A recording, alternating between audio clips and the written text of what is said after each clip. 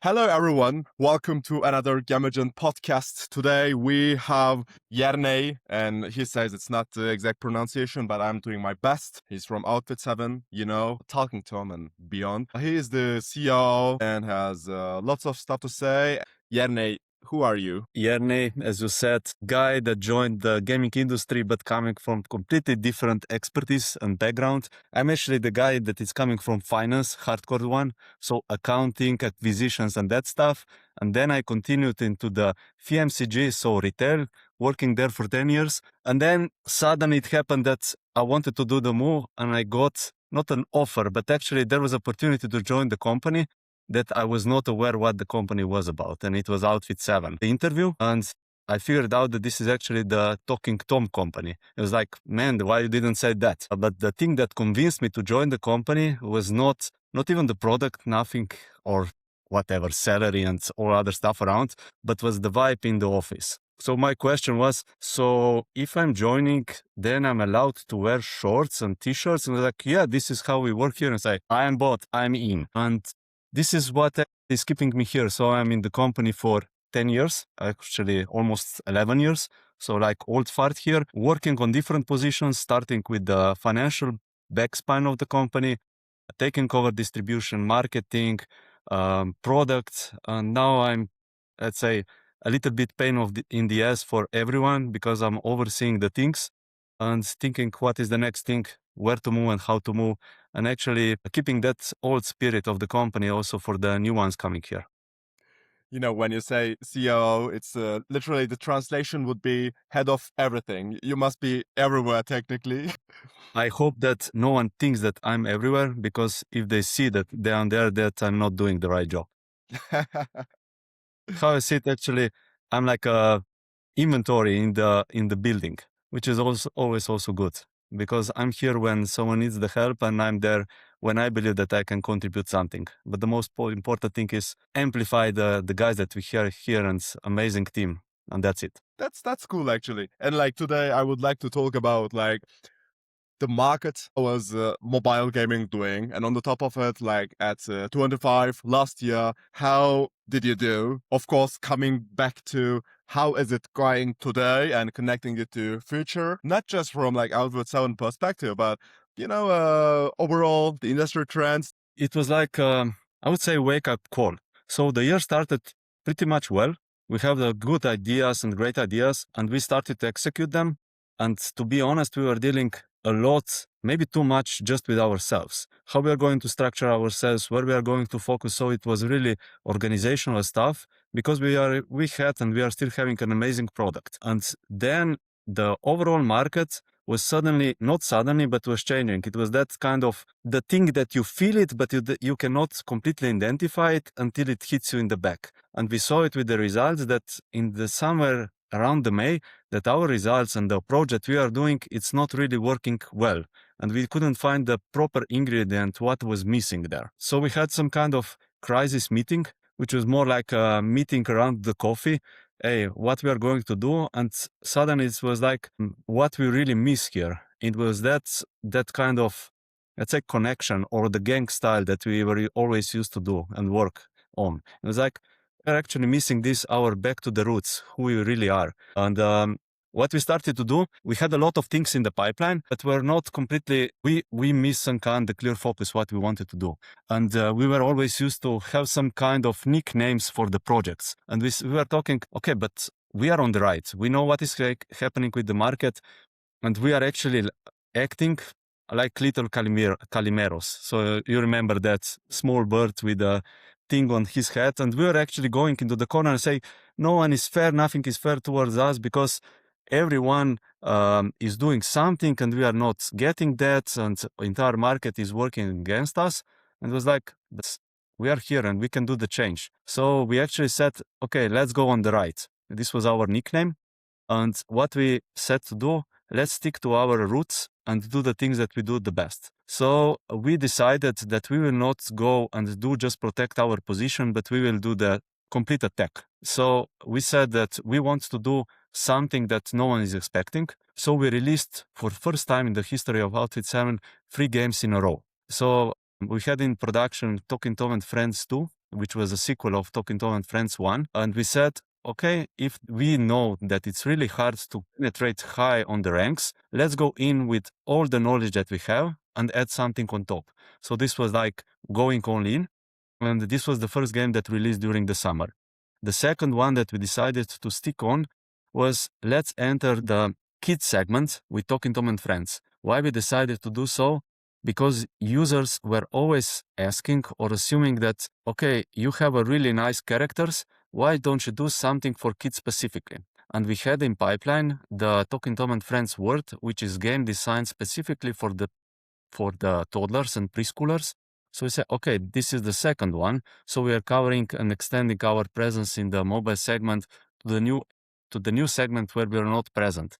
And the last one is also connected with the name, going back to the roots. So let's remaster the Talking Tom, the original one, with the new design, upgrade it, and let's do this revamp of that one. But let's do it ballistically. So let's really stick to that humor and the things. I remember it before joining the company when Talking Tom was ruling the mobile gaming segment. It was scratching, farting, doing the crazy stuff. So let's do this. Let's amplify it. And we did it. And it was not what we released and what we did, but was the learnings that we got from that, and especially the vibe that was again in the company. So why I'm saying the vibe?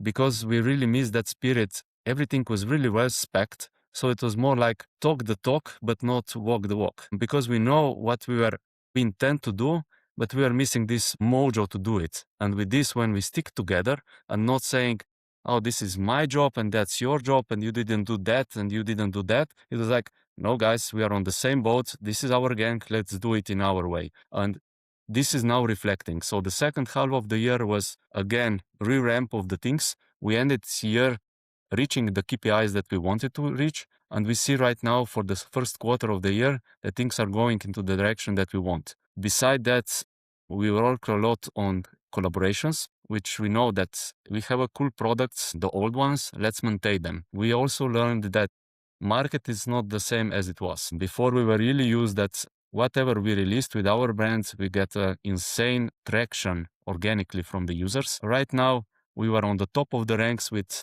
Friends 2, but the amount that we got in, it's something like 1/3 or maybe 40% of what we were used to. So we also proved that, yeah, this is the new reality. You can do an amazing stuff, you can do whatever you want, and you are reaching the top ranks, but the user base is a little bit different, and the intention of the users is shifting somewhere else. So with all these learnings, and especially the gang style that we have again, things are moving, and we are going to stick to that. So I would say that our main learning is having the clear focus for everyone. Don't deal with your own KPIs, but deal with the vision and stick to the roots, to who you are, to your core principles and values. That's very well summarized, actually. And connected to that, like you also gave some really clear advices. How would you depict the market for the last literally 1 year? Because everyone is saying, yeah, the market got higher, the barrier to keep profitable and like successful got higher and higher. Like how do you see from your perspective? But I agree with this. It's a fact. Penetration obstacles are getting so high that it's insane. You need really to work on the visibility and discoverability. And here we are all limited with two main platforms that are dealing with this. What I can say, if I'm connecting with the financial background, it's everyone is maximizing the value that he can squeeze out of the market. And it's not fair to finger point or blame anyone on this, because everyone wants to maximize the value and his output. So we really need to live with that and try to benefit out of it. So the fact is that counting just on new releases and then thinking that things are just going to happen, it's not fair anymore. So you really need to think and curate what you have, but still leave the space for the exploration. So for me, the key learnings to share is like working on exploitation, keeping the exploration. So exploitation, we have a really good platform or ecosystem of apps. We shouldn't forget about them. So users like them, they are getting the biggest traction, the biggest visibility, bigger one that's the new ones. So why don't focus on that one? Why we are ashamed of them? Because they're really great. Users like them. So let's try to not just get more users into it, but actually think about how to maintain them how to keep them in the entire ecosystem. We are having a lot of different same brands across different products and different platforms, video content, physical products, even cinema streaming, and we have games. So how to actually merge all this in one unified ecosystem? So it's really important to work on the brand and curate it. Then the question happened, but investing in brand is like throwing money through the window. How to invest smartly into it. And on the other side, if we are dependent, in fact is dependent of one strong IP, also giving the wind into the wings to the new guys that are exploring. So this exploration. So it's balancing exploration of the new IPs, new platforms, even new approaches how to distribute the things. And here with geo situation, so the visibility, you can get it on some other stuff like Gemini, ChatGPT, how to be there, not the first one on the rankings, but the first recommendation. And what is working there, what is important to get that recommendation. For this, we assembled a completely separate team just dealing with this. And it was hard because no one was dealing with that, but we were also used to do it, not just assuming, making assumptions, but prove it with A/B testing, having the clear goals. So this is this exploration. Beside this, we have two separate teams that are fully allocated just for exploring the new stuff. So one is a Play Valley division. They are working on 3 different sub strategies, figuring out one is like collaborating with big platforms, another one is exploring the new genres of the games that could have potential tractions and new IPs. And the third one is let's try going also on the Steam and PC games where we are not present, but we see that certain amount of users is moving there. And also H5 games are raising up. So production is low, but you can get really good traction and you can do something amazing. And one thing that we just approved and we decided to go to the global release is a sell approach where we are also exploring with different ways how to go to the market. The main thing is let's keep and give the chance of one team to explore on the game that we just greenlighted, but they need to figure out the way on their own. So a really small team. And what happened that actually they came up with a game called Vampirio, which is like survival roguelike game play that is having really good KPIs, and we are moving to the global release. So with this, keeping the focus and just giving resources and focus for one team that they are not distracted with the, let's say, problems of big sister or being bullied with the little brother, but it's like, just guys, go, you have the trust, prove it. They did it. The last thing that it's hard to say, but I think that important part was also admitting that we need to reinvent ourselves because we are in the company, I said it, old files for a really long period. And yes, we have a lot of experience, we have a lot of knowledge, but what I see is also that we are funneling or maybe limiting the new guys or new potentials that are coming up. If we are saying, yes, but we already tested this and we know how we did it in the past. Better thing is actually admitting it. Yes, world is changed. Situation is new. It is new team, new potentials that, yes, they will do a lot of mistakes. Our task and our goal is actually to be the hidden mentors, trying to support them, to actually mentor them, but not somehow frame them. So it's like giving them the wild card, but be there as a coach. And that's it. This is connected with when you were saying that I'm a CEO and I should be all around. Yeah, yes, but trying to be like more man in the shadow, not being present, but being there when there is a need. Very well said, actually. And like when you mentioned about this investment side, it definitely needs, first of all, the money, especially in this market. Like I am very close to, Turkish mobile gaming industry. And on the top of it, like Vietnam, Israel. And I know how the industry is kind of like going for copycat stuff rather than like trying, investing. Basically, right now, like literally having a new studio, instead of trying like big project with big budget, okay, this is successful. Let's, like just like this Pixel Flow, Loot Games, wow, $1 billion. Why not reinventing the wheel? We will not maybe get 1 billion, but 100 million is just, like the logic is kind of shifting like this. But beyond that, like what you like, my last question would be, when it comes to what is new, what is hot, what is shifting, both market-wise, both and company-wise, What comes to your mind coming from AI to, let's say, new trends? Coming from AI, it's like it's a fact. So because it's for me, it's really a buzzword that is just going around. And I would say it's for me, AI is really like a shower. And I can watch at the shower or excavator is just a tool. And we can all work around it and we can make a much better excavator. But what instead of that, trying to build a building? Yes, using the excavator, but do something amazing that. And there is too much words talking about this. Fact is that it's like, again, wake up call. Things are the same. Users are actually aiming for the same satisfaction in the games, cool feeling, keeping the motivation in, staying with the game for years, as you mentioned it, finding cool stuff into it. And this will not change. But we need to understand them, what is there and how we are getting there. For sure, the production cycles are shortening up because we need to be much more fluent. So here is the technology that right now allows us to do the things much faster and much more efficient. This doesn't mean that people will lose the job. In reality, I'm proud of this, talking about all the layoffs. Till now, we didn't actually separate it with no one in the company because of the technology. Yes, but we are keeping ultra high standard who we are hiring for. And one of our principles, which is a little bit, again, contradictory, we want to hire better people than we are. So this is, I want someone that is actually going to be pain in the ass for me. Because if he's better and he's bringing something else, I will also grow and the company will grow. If I'm just getting someone that is a top shit expert, but he's going just to say, yes, master, yes, I agree, I will do this. He's not changing the overall production, overall idea, what is happening there. So I would say that for the future, what is the key role is getting the right people in with the right spirit that are hungry to do the change.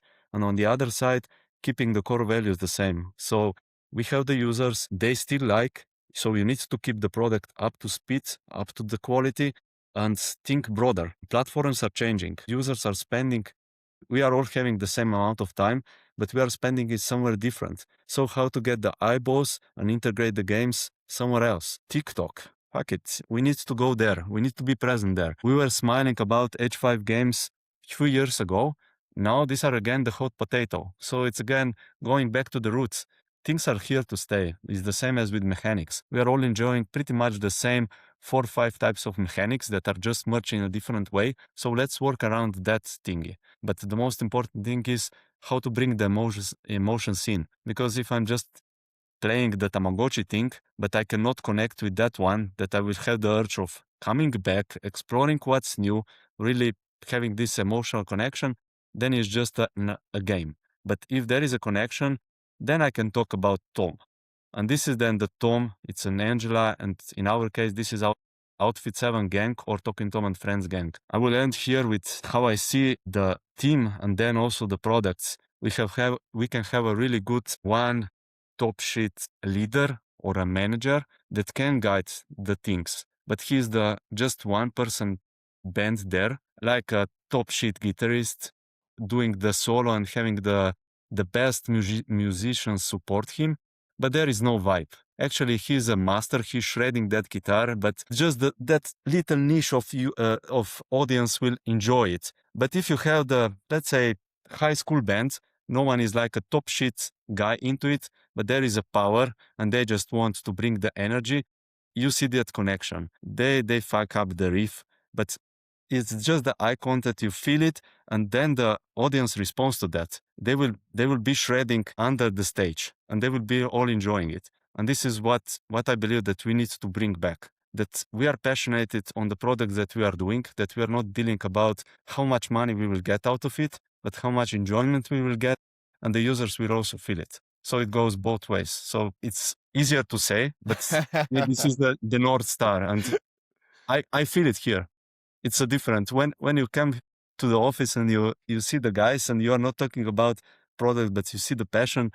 That's what matters and what is keeping this industry still really prospective also for the future. That's so true and very well said. And actually, I've been planning about a big article, where is the industry heading, like literally getting insights from different publishers in terms of why are we super dependent on UA, big budgets, and like it's, like the title will be something like, has gaming industry always been under capitalism? But I would love to get your take over there too. I like it. I fully agree. I think that we went actually back to we wanted to be different and we wanted to be a little bit more edgy, but in reality, we started to act like a proper capitalistic industry, just aiming the KPIs and the profit. But the fact is, like, let's stay true to who we are. And I will go back to my FMCG retail career, but when I'm now joking with the guys, is like, hey guys, think about our users that our games need to have some kind of loyalty program into it. Don't just think about get more and more users in and then don't take up care about them because we are the only one here like a store and everyone will come to us to buy. But in reality, there are a lot of stores, a lot of games around there. So what is the added value that they will get here? So this is this loyalty program, which means Happy Meals, super cool things, or we are calling it super cool value. So super cool value is not the value that one user brings into your game, but is a total time spent that they spend in your ecosystem, not thinking about just KPIs of the product team, but also entertainment team, so video content, physical products. If you keep him user in this loop, it's yours. So I would like that it's happening when someone asks me on the street, hey, what is the best game that you recommend or the brand? And the guy will say, sorry, I'm not playing the games. I'm not aware of this, but check up Talking Tom, Subway Surfers, this thing, because I think that I heard that they are really cool. This is what we are all aiming for and we should aim for.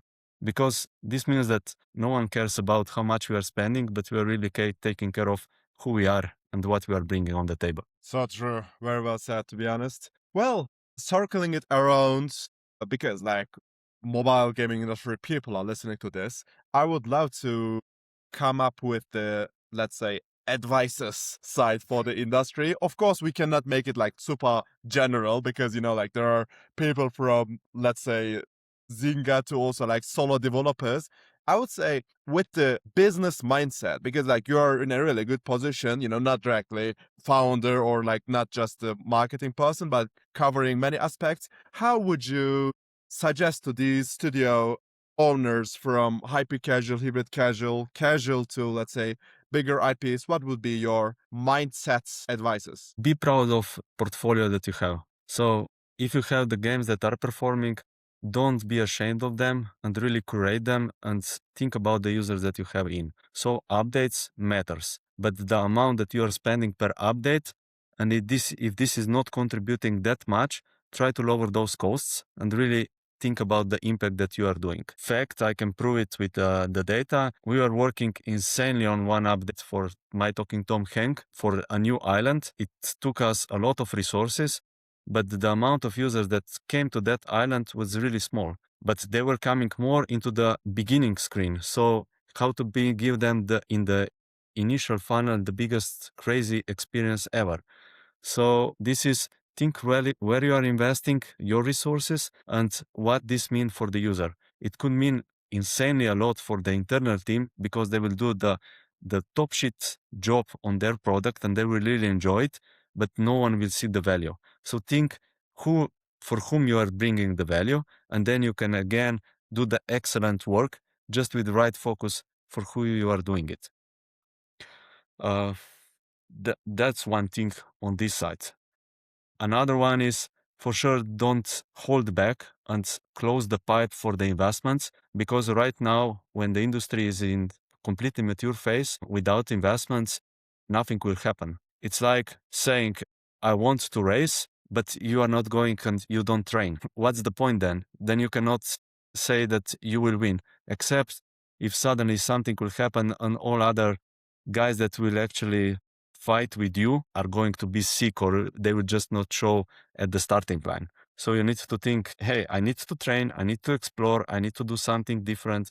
And that's the whole point. And regarding user acquisition, it's not about into the direct spend anymore.